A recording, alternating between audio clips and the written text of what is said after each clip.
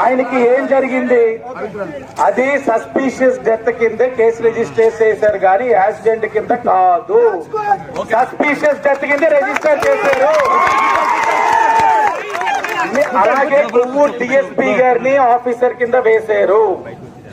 Officer వేయడంతో పాటు మీకున్న అనుమానాలు, వ్యక్తులపైన ఉన్న అనుమానాలు, మీకున్న ఆధారాలు అన్ని కూడా జతపరచండి. ఇన్వెస్టిగేషన్ ఏదో తూతూ మంత్రంగా క్లోజ్ అయ్యే పరిస్థితి ఉండదు.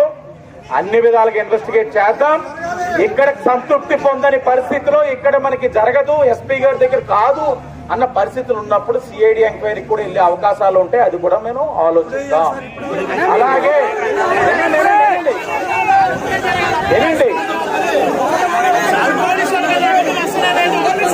ఎదుటి వారి యొక్క రాధా మనోహర్ మీద కేసు పెట్టి అరెస్ట్ చేయాలని ఎస్పీ గారికి నేను కూడా అడుగుతాను.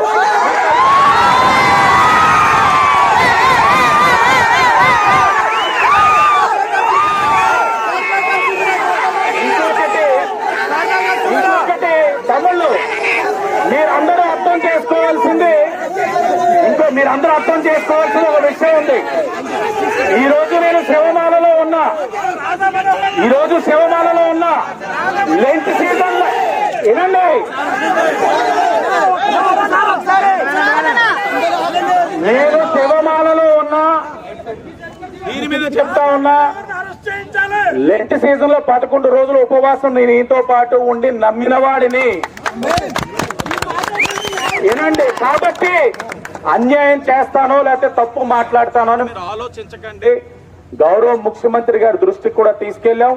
హోమ్ మినిస్టర్ గారు కూడా స్పందించాలి. నేను ఆవిడ దృష్టికి కూడా తీసుకెళ్లాను. ఎస్పీ గారిని కూడా ఈ రోజు మేము ఆయన ఇక్కడికి రావాలని చెప్పాం. ముఖ్యమంత్రి గారు ఇస్తారు.